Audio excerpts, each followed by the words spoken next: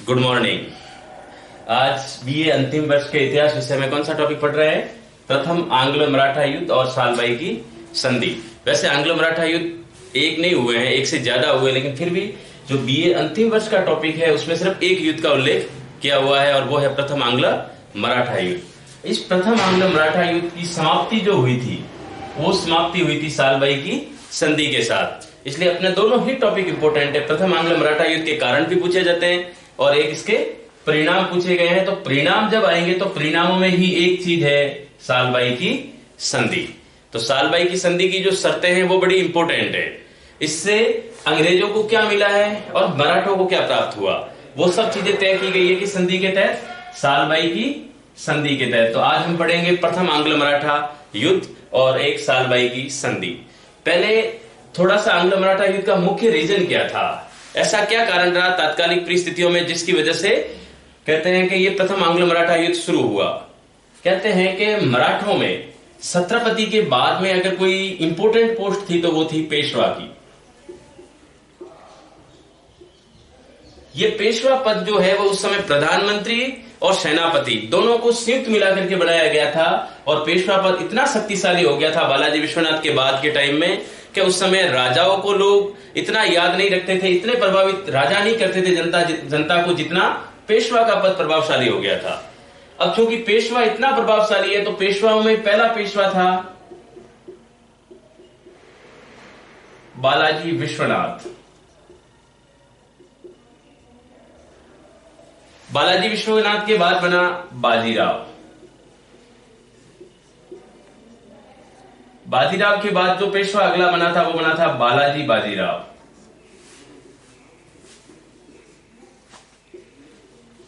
और बालाजी बाजीराव के बाद इस बालाजी बाजीराव की मृत्यु जो हुई वो हुई 1761 ईस्वी में। और इनके मृत्यु के पीछे जो मुख्य कारण माना जाता है वो कारण माना जाता है पानीपत के तृतीय युद्ध में अहमद शाह अब्दाली के हाथ मराठों का पतन। अब जब मराठों का पतन हुआ तो बालाजी बाजीराव बहुत उदास हो गए। उनको मतलब हृदय पर बात आ गई कि इतने बड़ी शक्तिशाली सत्ता थी किनके पास, मराठों के पास, वो एक साथ पानीपत के युद्ध में पराजित हो गए। तो इतना जबरदस्त धक्का लगा कि वो इस धक्के को सहन नहीं कर पाए और बाजीराव की मृत्यु हो गई। बाजीराव की मृत्यु के बाद अगला जो पेशवा बना वो बना माधवराव। वैसे इसको माधवराव फर्स्ट के नाम से भी जाना जाता है।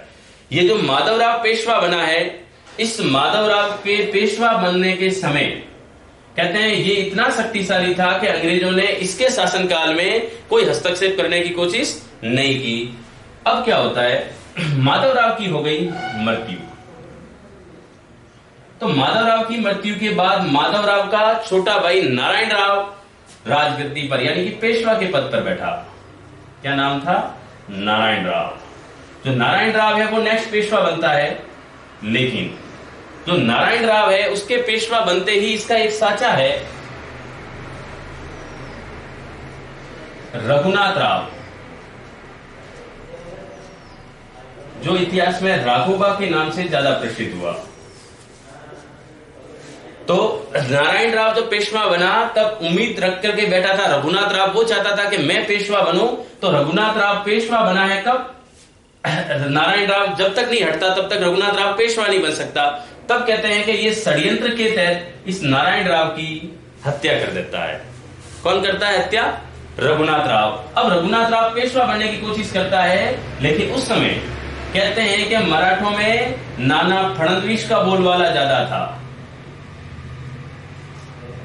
और इस नाना फडणवीस ने नारायण राव के पुत्र, जो अभी अल्पवयस्क था, छोटा पुत्र, जिसका नाम था माधवराव नारायण राव,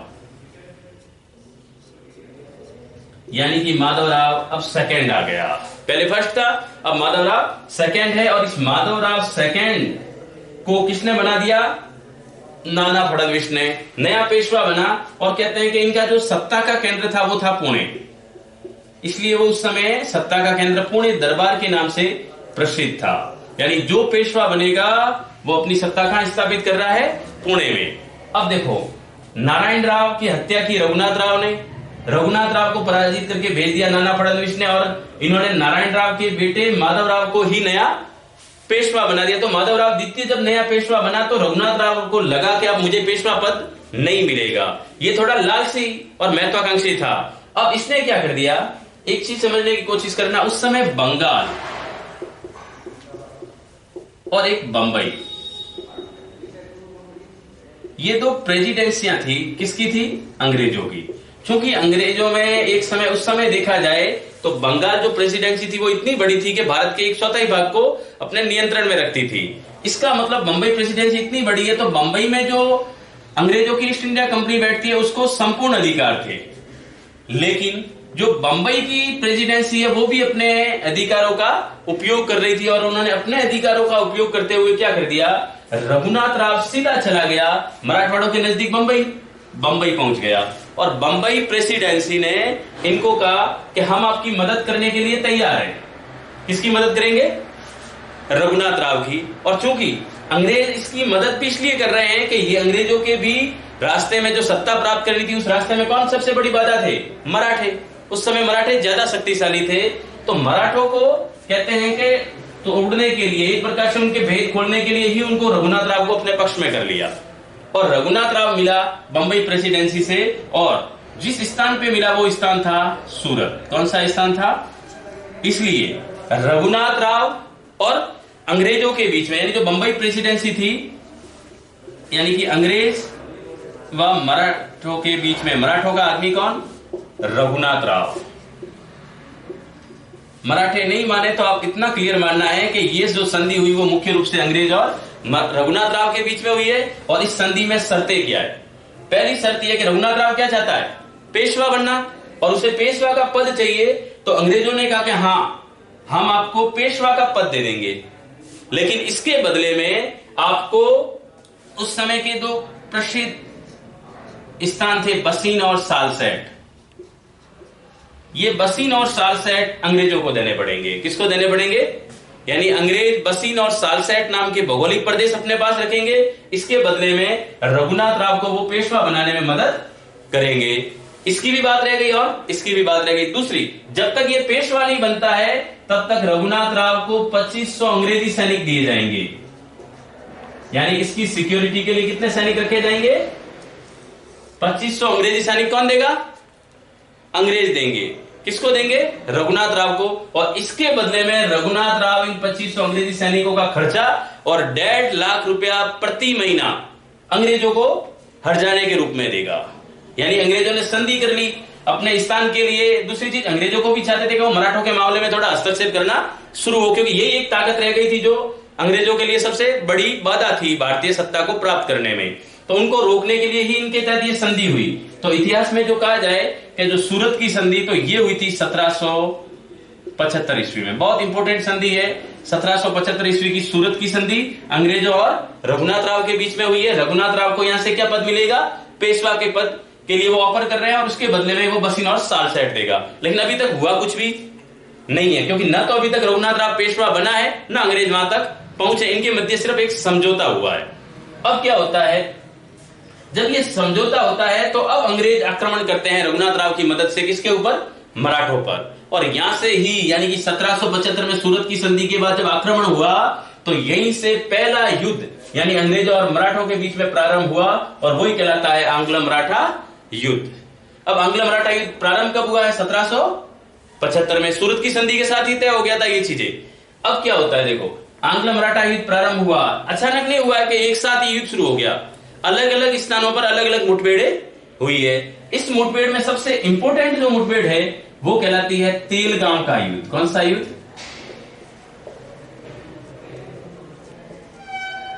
और ये तेलगांव का युद्ध हुआ था, ये हुआ था 1779 ईस्वी में। यानी 1779 में एक इतिहास प्रसिद्ध युद्ध लड़ा गया, तेलगांव का युद्ध। और इस तेलगांव के युद्ध में नाना फडणवीस ने अंग्रेजों को पराजित कर दिया।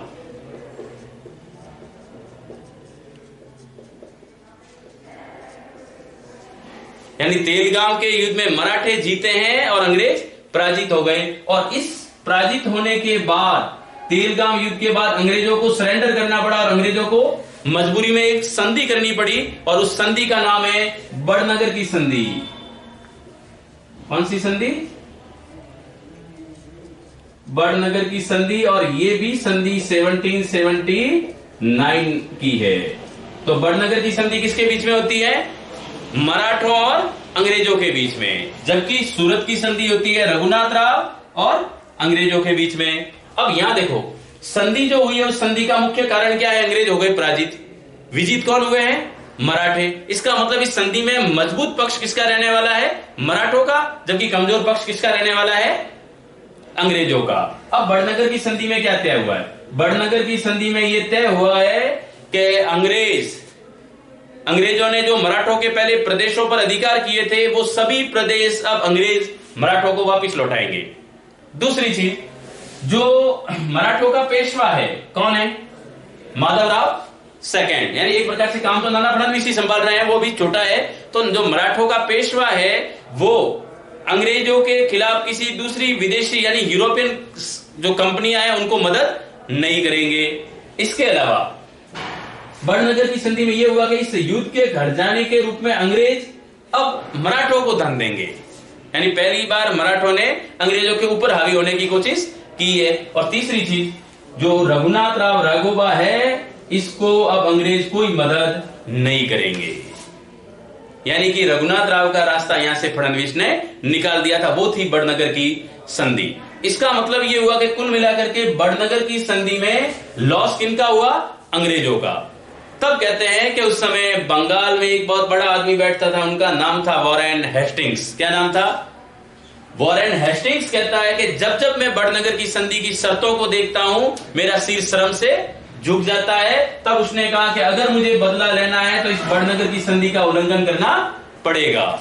अब अंग्रेज तैयारी करते हैं और वो बड़नगर की संधि का उल्लंघन करना शुरू करते हैं। और जब बड़नगर की संधि का उल्लंघन करते हैं तो वापिस मुठभेड़ होती है किसके बीच में? अंग्रेजों और मराठों के बीच में। और इस बार थोड़े अंग्रेज प्रभावशाली साबित हुए और मराठे पीछे की तरफ हट गए। यानी नाना फडणवीस को अब पीछे हटना पड़ा। और जब पीछे हटे तो 1782 में एक इतिहास प्रसिद्ध समझौता हुआ। वो समझौता इतिहास में कहलाता है सालबाई की संधि। तो सालबाई की संधि कब हुई है? 1782 ईस्वी में। इसका मतलब ये हुआ कि सालबाई की संधि के साथ ही आने वाले 20 वर्षों तक एक प्रकार से युद्ध को रोक दिया गया। यानी मराठों ने आश्वासन दिया कि हम आने वाले 20 वर्षों तक, जब तक आप कोई चीज नहीं करोगे, ऐसी हरकत जो मराठों के विरुद्ध होगी, तब तक हम आपके ऊपर कोई आक्रमण। यानी अब मराठों की तरफ से निश्चिंत हो गए कौन? अंग्रेज। यानी मराठे तो एक कहते हैं प्रॉमिस कर दिया अंग्रेजों ने, मराठों ने प्रॉमिस कर दिया अंग्रेजों से कि हम सालबाई की संधि का पालन करेंगे। अब अंग्रेज भी खुले हो गए। दूसरी चीज, चूंकि इस समय अंग्रेज प्रभावित हुए थे और अंग्रेज थोड़े महत्वपूर्ण भी सिद्ध हुए थे, थोड़े बैकफुट पर भी जाना पड़ा था किनको? मराठों को। इसलिए अब मराठे थोड़े दबाव में हैं, तो इस संधि में ज्यादा प्रभाव रहेगा अंग्रेजों का। किसका रहेगा? अब क्या होता है देखो, इस संधि के तहत बसीन और जो सालसेट की बात हुई थी वो मराठे किनको देंगे? और एक इसके साथ भड़ोस बंदरगाह, ये सभी दिए जाएंगे अंग्रेजों को। किसको दिए जाएंगे? लेकिन दूसरी चीज ये थी कि मराठों के जितने विजित प्रदेश है उन पर अंग्रेज अपना अधिकार नहीं जताएंगे। तीसरी चीज, मराठों के पास अंग्रेज यानी मराठों का जो पेशवा है वो अंग्रेजों के विरोधियों के साथ मित्रता नहीं करेगा। और साथ में युद्ध के खर्चे के रूप में यानी 6 लाख रुपए की उस समय बात हुई थी, वो अंग्रेजों को दिए जाएंगे हर्जाने के रूप में। यानी इस संधि के तहत थोड़ी बात, जो बड़नगर की संधि में अंग्रेजों के लिए अपमान हुआ था, उसका बदला उन्होंने लगभग किस संधि के तहत वापस ले लिया है? सालबाई की संधि के तहत। दूसरा, सालबाई की संधि में यह भी तय हुआ कि भविष्य में जितनी भी शक्तियां हैं जो अंग्रेजों के विरुद्ध काम करेगी, उसे किसी भी प्रकार की मदद मराठे नहीं करेंगे। मराठों को सिर्फ अपने भूभाग पर ही टैक्स वसूलने का अधिकार था, बाकी जगह अंग्रेजी राज्यों में वो अब आक्रमण नहीं कर सकते। इसके अलावा सबसे इंपॉर्टेंट चीज ये थी इस संधि के तहत कि अब मराठे हैं वो थोड़े से कमजोर साबित हो गए। क्या हो गए? यानी इस संधि ने साफ साफ कह दिया कि भाई इससे इसका मतलब नाना फडणवीस बैकफुट पर गए हैं तो कमजोर हुए हैं। तो कमजोर होने के नाते अंग्रेज प्रभावशाली ज्यादा हो गए।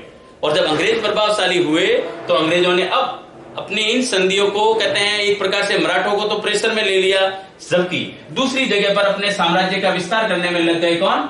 अंग्रेज। यानी वारेन हेस्टिंग्स की जो महत्वाकांक्षा थी वो महत्वाकांक्षा सालबाई की संधि से पूरी हो रही थी, क्योंकि उन्हें जो अपमान बड़नगर की संधि में मिला था उसका बदला उन्होंने किस संधि के तहत ले लिया? सालबाई की संधि के साथ। तो अपने इंपोर्टेंट यही है कि प्रथम आंग्लो मराठा युद्ध कारण क्या है? तो कारण तो अपने ये चीजें देखी कि जो पेशवाओं वाला पद था, विशेष करके इंपोर्टेंट कारण तो कौन था? रघुनाथ राव, और दूसरा अंग्रेजों की महत्वाकांक्षा। अंग्रेज भी यही चाहते थे, लेकिन जब बड़नगर की संधि हुई, इस संधि के तहत क्या हुआ? जब इतना बड़ा आमूल परिवर्तन हुआ तो कहते हैं वारेन हेस्टिंग्स ने एक बार तो बंबई प्रेसिडेंसी के पास से सब अधिकार छीन लिए। क्या जब तक बंगाल की प्रेसिडेंसी नहीं कहती तब तक आपको ये चीज, कोई अधिकार किसी से समझौता करने का नहीं है। यानी एक प्रकार से रघुनाथ राव के साथ जो सूरत की संधि हुई उसको अनलीगल घोषित कर दिया गया था, क्योंकि उसको अगर लीगल किया, इसी वजह से अंग्रेजों को अपमान सहना पड़ा था। तो महत्वपूर्ण कारण आंग्लो मराठा युद्ध था। चिटपुट घटनाएं हुई है अलग अलग स्थानों पर और लंबा चला है 75 से लेकर 82 तक, और 82 में सालबाई की संधि के साथ ही इस युद्ध का समापन हो जाता है। तो ये अपना टॉपिक था आज, प्रथम आंग्लो मराठा युद्ध एवं सालबाई की संधि। धन्यवाद।